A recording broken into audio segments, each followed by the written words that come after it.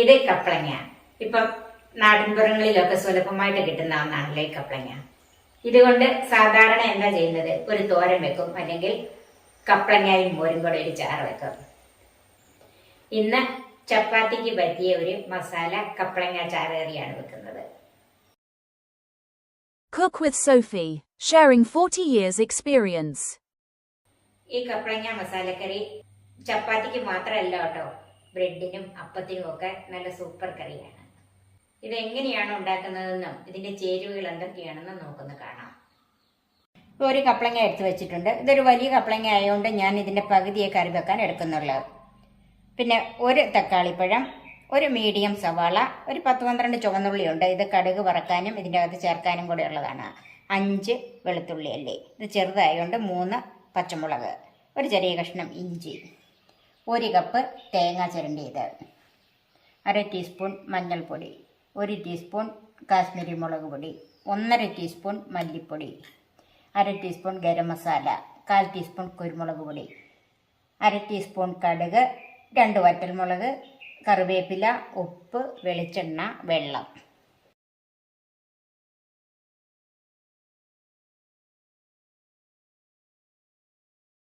കപ്ലങ്ങ അത് ഇതുപോലെ ക്യൂബ്സ് ആയിട്ട് മുറിച്ച് വെച്ചിട്ടുണ്ട്. ഒത്തിരി വലിപ്പമില്ല, എന്നാലും നമ്മൾ മോരുകറിക്കൊക്കെ അരിയുന്നതിനേക്കാളും അല്പം കൂടെ വലിപ്പത്തിൽ. തക്കാളിപ്പഴവും ചെറുതായിട്ട് അരിഞ്ഞു വെച്ചു. ഇത് കടുക് വറക്കാനുള്ള ഉള്ളി മാറ്റി വെച്ചിട്ടുണ്ട്. പച്ചമുളക് കീറി വെച്ചിട്ടുണ്ട്. സവാള ചെറുതായിട്ട് അരിഞ്ഞ്, പൊടിയായിട്ടല്ല, കുറച്ച് ചെറുതായിട്ട് അരിഞ്ഞ് വെച്ച്. ഇഞ്ചിയും വെളുത്തുള്ളിയും ചതച്ച് വെച്ചിട്ടുണ്ട്. ഇതിൻ്റെ കൂടെ ചേർക്കാനുള്ള ചുമന്നുള്ളിയും ചതച്ച് വെച്ചിട്ടുണ്ട്. ആദ്യം ഈ തേങ്ങയും വെളുത്തുള്ളി ഇഞ്ചിയൊക്കെ ഒന്ന് വറുത്തെടുക്കണം. എന്ന് പറഞ്ഞാൽ നമ്മൾ തീയലിന് വറക്കുന്ന പോലെ വറക്കണ്ട. ആ ചൂടായ പാനിലേക്ക് തേങ്ങ ചേർക്കാം.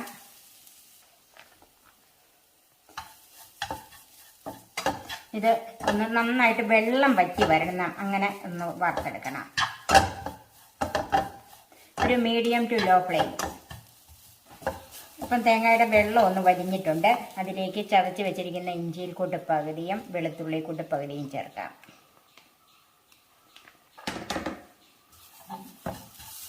ഇതൊന്നും ഒത്തിരി മൂക്കണ്ട, അതുകൊണ്ടാണ് തേങ്ങ വെള്ളം വലിഞ്ഞപ്പോഴത്തേക്ക് ഇട്ടത്. ഒന്ന് ആ പച്ചപ്പൊന്ന് മാറി കിട്ടിയാൽ മതി.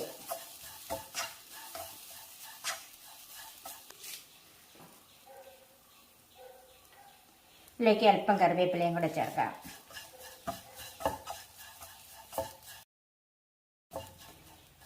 തേങ്ങ ആവശ്യത്തിന് മൂത്തിട്ടുണ്ട്, ഇത്രയും മതി. ഇത് തീയലല്ല, അതുകൊണ്ട് നമുക്ക് ഇത്രയും തേങ്ങ ഒന്ന് മൂത്ത് കിട്ടിയാൽ മതി. ഇത് നമുക്ക് മറ്റൊരു പാത്രത്തിലേക്ക് മാറ്റി വെക്കാം.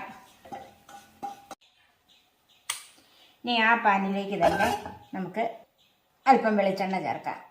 1.5 ടീസ്പൂൺ വെളിച്ചെണ്ണ ഒഴിച്ചിട്ടുണ്ട്. വെളിച്ചെണ്ണ ചൂടായിലേക്ക് കപ്ലങ്ങ ഇട്ടൊന്ന് വഴറ്റിയെടുക്കണം.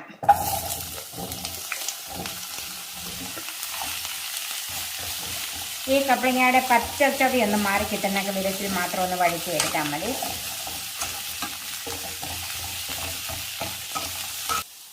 ഇപ്പം ഈ കപ്ലങ്ങ ഒന്ന് വഴന്ന് വന്നിട്ടുണ്ട്. നമ്മളൊരു 4-5 മിനിറ്റോളം ലോ ടു മീഡിയം ഫ്ലെയിമിൽ ഒന്ന് വഴറ്റിയെടുത്തിട്ടുണ്ട്. ഇത് നമുക്ക് പാത്രത്തിലേക്ക് മാറ്റി വെക്കാം. 1 ടീസ്പൂൺ വെളിച്ചെണ്ണ ഒഴിക്കാം.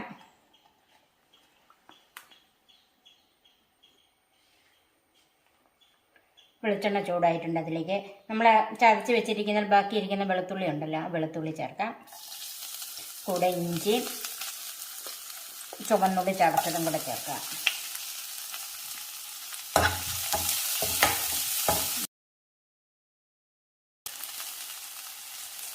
വെളുത്തുള്ളി ഇഞ്ചിയൊക്കെ ഒന്ന് വാടി വന്നിട്ടുണ്ട്. അതിലേക്ക് അരിഞ്ഞു വെച്ചിരിക്കുന്ന സവാള ചേർക്കാം.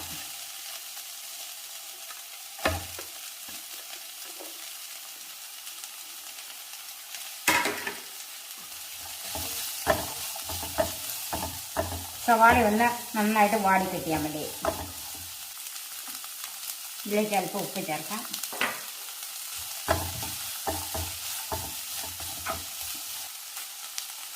ഇപ്പം കറിവേപ്പിലയും ചേർക്കാം.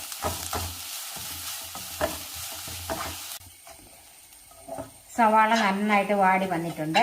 ഇനി തീ ഏറ്റവും കുറച്ച് വെച്ചിട്ട് അതിലേക്ക് പൊടികൾ ചേർക്കാം. മഞ്ഞൾപ്പൊടി, മുളക് പൊടി, മല്ലിപ്പൊടി, ഗരം മസാല, കുരുമുളക് പൊടി. ലോ ഫ്ലെയിമിൽ വെച്ച് ഈ പൊടികളൊക്കെ ഒന്ന് മൂപ്പിച്ചെടുക്കണം.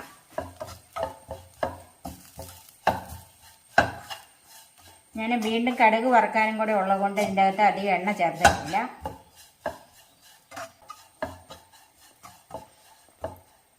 പൊടികളുടെ പച്ചമണമൊക്കെ നന്നായിട്ട് മാറിയിട്ടുണ്ട്. പൊടികളൊക്കെ ഇന്ന് ഒരുവിധം മൂത്തും വന്നിട്ടുണ്ട്. ഇനി അതിലേക്ക് അരിഞ്ഞു വെച്ചിരിക്കുന്ന തക്കാളിപ്പഴം ചേർക്കാം.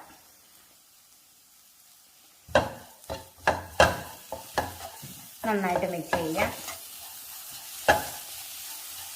അധികം എണ്ണ ഇതിൻ്റെ അകത്ത് ഇല്ലാത്തത് കൊണ്ട് തക്കാളിപ്പഴം ഒന്ന് വെന്ത് വരാനായിട്ട് നമുക്കൊരു 2-3 ടേബിൾ സ്പൂൺ വെള്ളം ഒഴിച്ചു കൊടുക്കാം.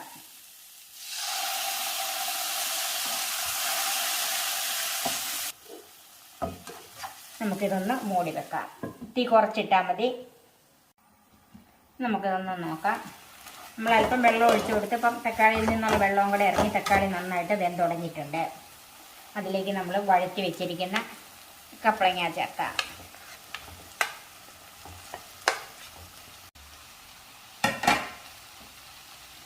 മിക്സ് ചെയ്യാം.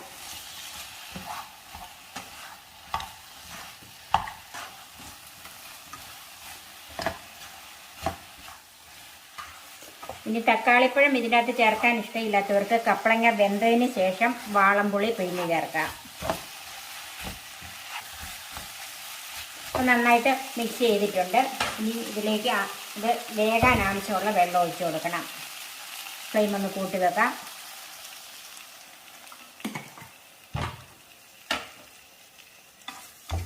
ഇനി ഒന്ന് മിക്സ് ചെയ്യാം. ഇത് കപ്പളങ്ങ വെന്ത് കഴിഞ്ഞിട്ട് നമുക്ക് ഉപ്പ് ചേർക്കാം. ഇനി ഇത് അടച്ചു വെച്ച് വേവിച്ചെടുക്കാം. തേങ്ങ വറുത്ത് വെച്ചേക്കുന്നത് നന്നായി ചൂടാറിയിട്ടുണ്ട്. ഇനി അതൊന്ന് അരച്ചെടുക്കണം. അതിന് നമുക്കൊരു മിക്സിയുടെ ജാറിലേക്ക് മാറ്റാം. ആദ്യം ഇതൊന്ന് പൊടിച്ചെടുക്കാം. അപ്പോൾ ഇതൊന്ന് പൊടിച്ചെടുത്തിട്ടുണ്ട്. ഇനി ഇതിലേക്ക് ആവശ്യത്തിനുള്ള വെള്ളം ചേർത്ത് നല്ല പേസ്റ്റായിട്ട് അരച്ചെടുക്കണം.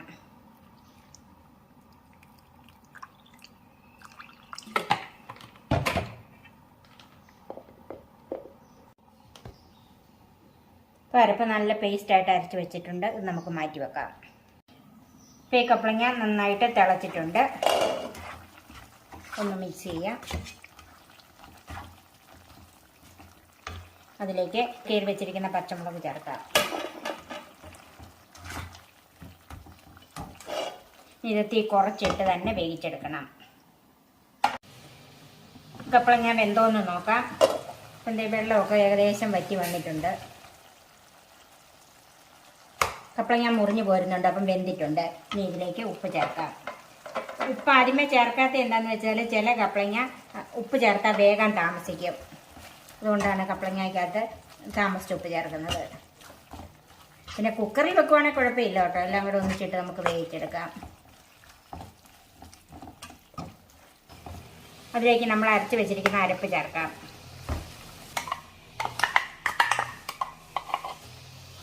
ജാറ് കഴുകി കുറച്ച് വെള്ളം കൂടെ ചേർക്കാം. ഇനി തീ ഒന്ന് കൂട്ടി വെക്കണം. നന്നായിട്ടൊന്ന് മിക്സ് ചെയ്യാം. ഇനി ഒന്ന് തിളയ്ക്കണം. തേങ്ങ വറുത്തതായതുകൊണ്ട് അതിൻ്റെ പച്ചപ്പൊക്കെ മാറിയിട്ടുണ്ട്. എന്നാലും ഇതെല്ലാം കൂടെ കിടന്ന് ഒന്ന് തിളയ്ക്കണം. ഇതിൻ്റെ ഉപ്പൊന്ന് നോക്കണം. ഇച്ചിരി ഉപ്പും കൂടെ വേണം.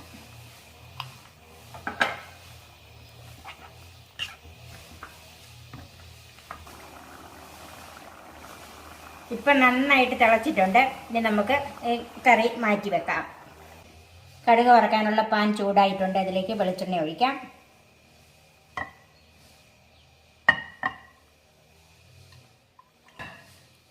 ഒരു 1.5 ടേബിൾ സ്പൂൺ വെളിച്ചെണ്ണ ഒഴിച്ചിട്ടുണ്ട്. കടുക് ചേർക്കാം.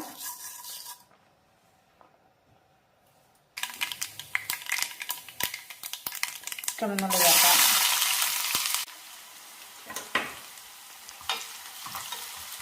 ഇതിലേക്ക് വറ്റൽമുളക് മുറിച്ച് ചേർക്കാം.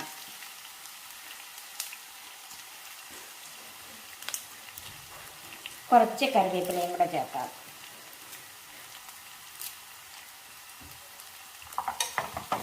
ഉള്ളി ഒന്ന് ചുവന്ന് വരണം.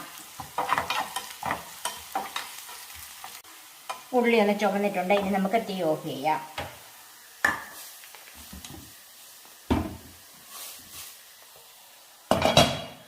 കറിയിലേക്ക് കടുക് വറുത്തത് ചേർക്കാം. അല്പം ഞാൻ ഗാർണിഷിന് മാറ്റി വെച്ചിട്ടുണ്ട്. ഇത് നമുക്കൊരു 3-4 മിനിറ്റ് ഒന്ന് അടച്ചു വെക്കാം. നമുക്കിനി ഇതൊന്ന് നോക്കാം. ഒന്ന് മിക്സ് ചെയ്യാം. ചപ്പാത്തിക്കുള്ള മസാല കപ്പളങ്ങ കറി റെഡിയായി. എന്ത് ടേസ്റ്റാണെന്നറിയാം ഈ കറിക്ക്.